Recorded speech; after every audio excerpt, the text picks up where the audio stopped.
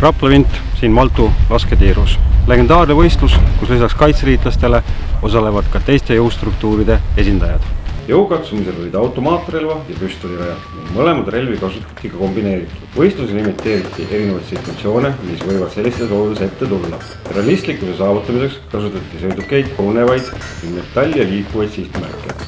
Tänavuse võistluse paremusjärjestuse esimesed 2 kohta läksid Politsei- ja Piirivalveametile. 3. kohale tuli Rapla maleva meeskond ning 4. ja 5. positsioonile platseerusid vastavalt vanglateenistuse ning mereväe tiim.